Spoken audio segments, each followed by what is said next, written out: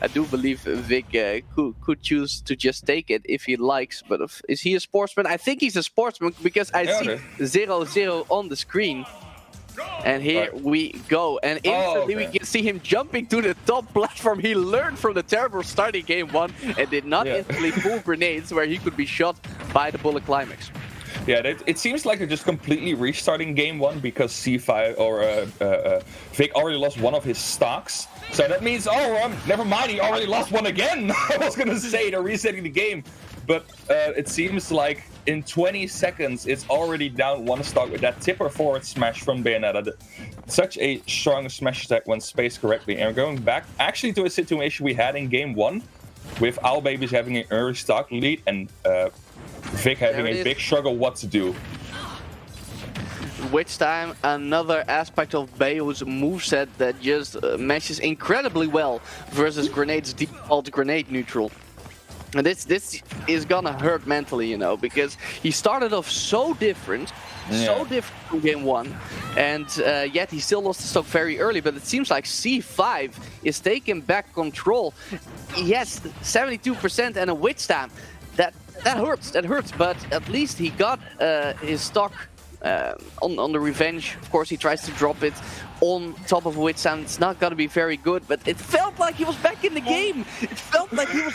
And then just all momentum back to OwlBBs. Yeah, it's just once OwlBBs gets a hit in, it seems so hard for VIC to escape that devastating Bayonetta vortex. He just doesn't seem to know what to do, or at least he doesn't seem to get out of it with Snake. And then once he gets back to the stage, it's instantly going back to another combo. Oh, gets the read there from, and then gets him down there again. Just constantly going, and an afterburner kick to a back air is gonna do it. Damn. VIC. Like, most of it's not really a combo, but these advantages say just keep going and going. You're still trying to gush a little bit at what OwlBBs just did. And there's yet another strange move by OwlBBs, like that afterburner kick, the grounded heel slide, I should say, part 2 to a back air. For the kill on a heavy character is not something I have seen out of Bayonetta's at all, really. I don't even know if it's a combo or if VIC was just expecting and accepting the witch twist, which is what you would usually see, and instead he was met with a back air. Man, we are learning a bit about Bayo, and all those jeering comments about Bayo being a low tier at the start of Ultimate, roughly a year or two ago. Man, OwlBBs is proving once again, if anyone still had doubts, that those initial impressions have been completely unfounded. Yeah, the thing is that mostly hurts Bayo is that she has kind of trouble getting in. Shielding afterburner kick is decently safe, or a shielding heel slide is decently safe. You can punish her really hard for it. So she has to work kind of hard to get in. But not when you're already in her face. And then you see him start a lot with that down tilt and then just get the afterburner kick in the air, and then, Christ almighty, the damage starts racking up. Let's see if it's going to change in game 2, right, though. And when he has been using the grounded heel slides, they have all been connecting. So VIC, after 1.5 game, clearly noticing that the Snake was not working out. So here's the Diddy Kong, but the very first thing that happens is OwlBBs abusing that witch time on a grounded banana. It seems like he has no trouble switching over versus this very different kind of character on the opposing side. This is actually quite a surprising counter pick, because even in Smash 4, this matchup sucked for Diddy. This is one of his worst matchups because you can just jump on Banana, witch time it, and Diddy will get slowed down. So that's exactly what he did at the start of the game. Yeah, that's an across-stage witch time you basically have in one of Diddy's most powerful tools. And that makes the matchup really different for Diddy. You have to play in a different way. Banana is a lot less useful. But C5 seems to be doing a bit better now, maybe abusing that just more mobility Diddy has. Stay out of... Yeah, there we go. That kind of stuff. Yeah, the wicked weave coming right up for the up smash. And like you said, Diddy has to play a little bit different in his matchup, but I don't think he has to play as different as Snake does with his grenades. So I guess that's why VIC opted for it. He gets a nice banana to forward smash. Not gonna do it though. That's very unfortunate for Diddy Kong. Even though Bayonetta is a light character, his smash attacks just aren't that strong. So he's gonna have to get at least another banana confirm. but it's gonna be an early KO in favor of OwlBBs himself. It cost him his own stock, but trading a 10% stock for a 130% stock, that is one hell of a trade for OwlBBs. Yeah, that's not a trade you want to make as a Diddy Kong. It's you have to do so much work most of the time to get those stocks. You're not really known for that early killer, as you said. Around 130%, the down tilt up smash is going to be a thing, but without that banana, it's going to be a lot harder. And then another VC weaves forward smash hitting its mark. Yeah, I don't even think those need to hit, but it's like Vic knows he can get comboed from there, and he's just accepting those minor combo moves, which means he's not air dodging, and then he just throws out a wicked weave, and there's no air dodge, so it's gonna hit. Yeah, we've seen also with that Snake game that he doesn't really air dodge during combos, maybe too afraid he gets caught by something else. But it's been mostly being used against him. Ooh, luckily falls just out of the right angle of that up B, or else that forward air would have been caused a lot of trouble. Now goes off stage. I appreciate the edge guard attempt, but it's just gonna be so hard for a character with so many options. And there's yet another raw wicked weave punching him directly in the face, and probably everything else, because that fist was bigger than Donkey Kong himself. And that's gonna be a 2-0 for OwlBBs.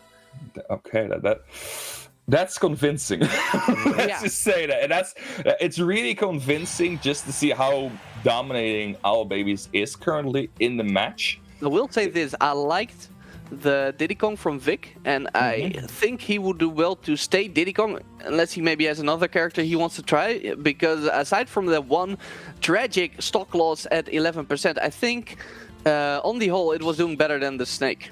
Yeah, the stocks were not the stocks were at least lasting a lot longer most of the time, but it seems also like that he was able to escape those big Bayonetta combos a lot easier, or a lot more regularly than he did with Snake.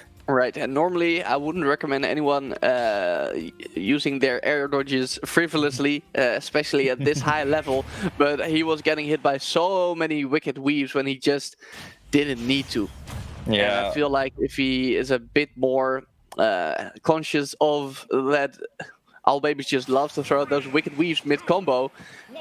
He could use his air dodge to avoid those, and maybe not lose his stocks as early. Let's find out what he can do here in Game 3. He decides to go back to Pokemon Stadium 2. Instantly, we get a witch time on the banana, but fortunately for Vic, it was just a trade, so no combo cutscene just yet.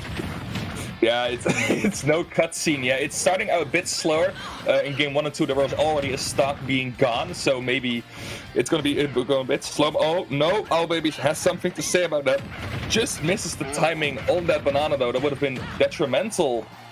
But yeah, it's not looking good for Vic at the moment. This hurts a little bit for Vic, because aside from the huge damage output on OwlBBs and his combos, Vic has been hitting multiple nairs that didn't lead to any follow-ups. And if you're gonna face a character with this kind of damage output, you need to finish your combos, otherwise you're just gonna get drowned out by the insane combo potential of Bayonetta. Yeah, especially with a character like Bayonetta, which is a pretty tall character. Combos seem to deem to be a lot easier to land most of the time. Diddy does have some very strong true combos, and then the wicked weave just comes through, punishing Diddy Kong again, and that's going to be his first stock. Right, I think that's testament to just how good OwlBBs is, and how well he actually watches what his opponent is doing. You don't just hit this many raw smash attacks without really having a proper read on how your opponent likes to move.